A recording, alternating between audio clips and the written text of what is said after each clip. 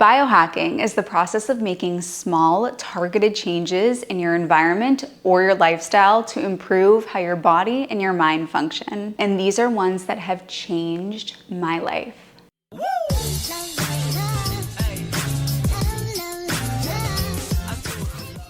If you're new here, hey, I'm Healthy Emmie. I'm a nutritionist, a weight loss specialist, the creator of the Slim program, custom meal plans, custom workout plans. I'm also a wellness enthusiast. And I realized that I do so many biohacks that I don't even realize are biohacks because they just feel like such natural habits that once I started doing them, I thought, where have these been my entire life? And today I'm sharing a little snippet with you. My first hack is coming to you from the great outdoors. If you aren't familiar with the practice of grounding, let me tell you about it. Even my dad has started grounding, okay? This man, God love him, used to eat an entire cheese pizza, large, to himself for dinner with a soda on the side, and then have an entire dessert. And at 65 years old, he started grounding. Okay, if he can do it, you can do it. So I know this might sound a little bit woo-woo. I am totally aware of this, but I just ask you to be open-minded and try it. So the earth has its own electric pulse. Are you with me still? Have I scared you off yet? I know how crazy this sounds. But physical contact with the earth is shown to balance your own body, to improve your mood, to reduce inflammation, because your body also has its own electrical charge, okay? So the earth has an electrical charge, you have an electrical charge, and when you actually connect yourself to the earth through grounding, which is the process of putting your feet onto the actual earth, the actual soil every day, you balance out your body's electrical charge. It's shown that this practice helps neutralize free radicals. It improves your circadian rhythm, and especially if you do it in the morning, this is gold for your circadian rhythm, which is your body's internal clock as it connects to the world's clock. There's a 2015 review that showed that grounding significantly reduces classic signs of inflammation like redness, swelling, pain, and it even speeds wound healing. And there was even a study done this year. It was randomized, it was double-blind, it was placebo-controlled, that showed that using grounding mats improves stress markers, insomnia severity, and daytime sleepiness. You have literally nothing to lose by connecting with nature. You only have things to gain. It's shown that connecting with nature in general reduces your cortisol. It improves serotonin, which is the mood balancing hormone. So I suggest you try it out. This is where my fiance and I cozy up at night. This has been a game changer. I do not turn on overhead lights at night. Instead, I use this bad boy. This was $5 on Amazon. You could probably find it for cheaper at your local store. I'll link this down below. It's a red light bulb. Put this in your lamp at nighttime. We've all heard about why blue light is bad. This is because blue light tells our brain that it's daytime because the sky is blue. So when we see blue light, our brain says, daytime, keep the lights on, keep it going, keep it moving, brain. So when we use screens at night, we see that blue light, our brain thinks that it's daytime and it has trouble falling asleep. Red light mimics a sunset, and that signals to our brain to trigger the release of melatonin, which is the hormone that makes us sleepy. So while blue light is out here mucking up your sleep, red light is going to mimic the sunset and allow your body to easily fall into sleep. It's also shown that red light can help with your skin, it can help with recovery, and there are devices that are more targeted to those things, but if you want to do a quick, easy, cheap biohack, just get one of these on Amazon. There have been some really cool studies with red light and its impacts on sleep. One is that it reduces sleep inertia. So when you wake up in the morning, you feel groggy, you feel like you're still sleeping. It's shown that red light can help reduce that. So it's not just gonna help you fall asleep faster, but it's also gonna make you feel more awake in the morning. And there was another study that was done actually on female athletes, which I think is really cool that we're studying female athletes. And it found that using red light at night improved their sleep quality. It even improved their endurance during workouts, and it increased their melatonin levels. I'll link this down below. The next biohack, you may have noticed this little number on my wrist. This is a Hume band. It's the world's first longevity band. It is designed to slow aging, to optimize recovery, to identify early stages of illness even. It's not just a fitness tracker. It's not that at all. It actually uses AI and it learns your habits to tell you what parts of your lifestyle are contributing to your health and which ones you want to take a closer look at. The first really cool thing that it captures is called metabolic momentum. If you have good metabolic momentum, it's going to slow your aging. You're going to live a longer, more healthy, youthful life. It also tells you about your metabolic capacity, which is like your body's energy battery. The more full your energy battery is, the more capacity you have, the more life you can live. It also uses AI to keep track of biomarkers like heart rate variability, resting heart rate, your skin temperature.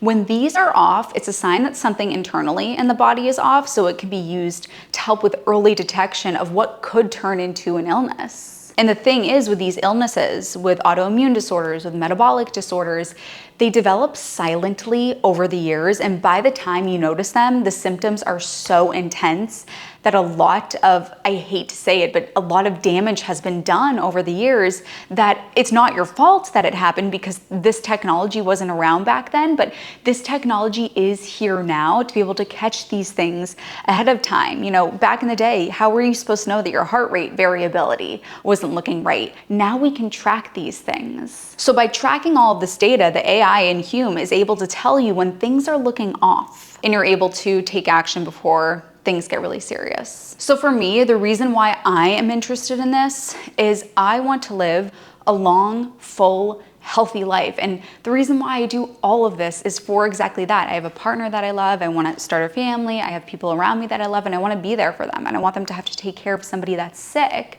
And that's why I'm so grateful for a device like this and for how just technology is progressing, because this is the world's first longevity band to be able to get to know my body better and to be able to catch things before they become serious problems. That's what this is about, is being able to understand what's going on in your side of your body that you're not able to see or feel, but this can detect to make sure that you don't run into problems down the line. You can save 20% on this device. My link is in the description bar and the discount code is there too. It's also HSA and FSA eligible, so you might end up not even paying for it, right? You get it covered for free by your health insurance. My discount code is only valid for 7 days, so make sure you get on it. Thank you to Hume for sponsoring today's video.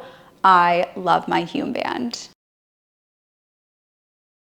Next biohack is coming to you from my office, because in my office is where my phone lives. I do not sleep with my phone in the bedroom. I used to because my phone was my alarm clock, but that's no longer the case for a few reasons. The first and most obvious one is that you're gonna scroll into oblivion when you lay in bed on your phone. I'll get into the scientific reasons, but Occam's razor theory, let's just look at the most important ones here. The phone emits blue light. When you're staring at that blue light is gonna signal to your brain that it is daytime and it's gonna keep you up at night. Also, that scrolling, that stimulation, the dopamine in your brain, it's too much brain activity right before you fall asleep. No wonder you can't fall asleep. It's actually been shown through studies that phone use before bed reduces sleep latency, which is how quickly you fall asleep, and it reduces REM sleep. Now, I personally give my phone a bedtime, and I have the alarm set on my phone for my phone's bedtime. And when that alarm goes off, the phone goes into my office and it stays here during the night. And I know you might be thinking, well, I have kids. What if there's an emergency? You can put your phone on Do Not Disturb, and you can let certain people get through Do Not Disturb on a phone call, so you should be able to hear it. So if it's outside of your room, it's in the kitchen, wherever it is, even if it's right outside of your door, please, I beg of you, do this to give your brain a break. It needs a break at some point from all the stimulation from screen time. Now, here's the part that might seem a little crazy, but I think people are gonna watch this video in 100 years and say she wasn't so crazy after all. I truly think, you know how we look at practices from 100, 200 years ago and we said, What did they do? They used to give pregnant women x-rays. Okay, I think that in the textbooks that aren't gonna exist in 100 years, they're gonna have photos of humans sleeping next to phones with their phones up to their brain all the time. And people are gonna say, they had no idea that was bad for them. I mean, doctors used to smoke cigarettes. Pregnant women used to smoke cigarettes because they just didn't know how bad it was. And I truly think that is going to be the case with so many people sleeping with their phone right next to their head because of the electromagnetic waves. And I know it sounds like I'm a crazy person, but I truly believe that this cannot be good for us to have this device right here all night long when I'm sleeping because it's my alarm clock. Studies have actually shown that your brain activity is altered due to the electromagnetic waves of the phone near your head at nighttime when you're sleeping. And you know, I am very science-based, and the World Health Organization and other agencies do say that research around this is inconclusive. So there is no definitive answer as to whether having this next to your head all night is bad for you. But I'm gonna err on the side of caution because I know it's not good for me. I know it's not helpful to have this device that runs on electromagnetic waves right next to my head all night long. So just an added bonus. This is a necessity if you're on a plant-based diet. Vitamin B12 is essential. That means that your body cannot make it on its own. It has to get it from somewhere. And if you're on a plant-based diet, you do have to get it in supplement form. This helps with red blood cell formation. So it's usually the case that people that struggle with anemia also are low in vitamin B12. It's also huge with energy production. People that don't have enough B12 are very low energy. Low mood, fatigue, grogginess. This is energy in a supplement, seriously. You will notice, I'm not making any medical claims, okay? But I notice a huge difference in energy when I forget to take this. And then vitamin D3. Vitamin D you get from the glorious sun, but if you're like me and you protect your skin from the sun, or for somebody with darker skin, you have built-in protection from the sun, you're probably gonna be low in vitamin D. I was low in vitamin D, which is why I made a vitamin D. Unfortunately, most vitamin Ds were not vegan, so I created vegan ones. So these are slim supplements. They are linked below. Coming at you live from my bedroom. So next to my bed, I have my bag of goodies here of things that I use for sleep. The way that I cannot sleep without these things, I have anxiety that I'm gonna go on a trip and I'm gonna forget these things and I literally will not be able to sleep. So I have backup pairs of everything because now, like once you start using these, you will not be able to stop. And I'll link everything below. Number one, mouth tape. I thought that I slept like Sleeping Beauty. And then my fiance told me that I sleep with my mouth open. So mouth tape keeps your mouth closed. This helps you breathe through your nose as opposed to your mouth, so you breathe more deeply and you can fall into a deeper sleep. Once I started doing this, my sleep scores improved dramatically because I was getting into deeper sleep. I spent more time in deep sleep. So tape your mouth. It feels weird for the first 7 to 10 days. It feels weird because you're not used to it. Once you get into it though, I promise you, you will be addicted. The second thing is I have little earplugs. So I started using earplugs when I was living at home many moons ago, just because my dad would get up, and I'm not complaining, but my dad would get up super early and I could hear him in the kitchen, you know, doing what he was doing. So I got earplugs.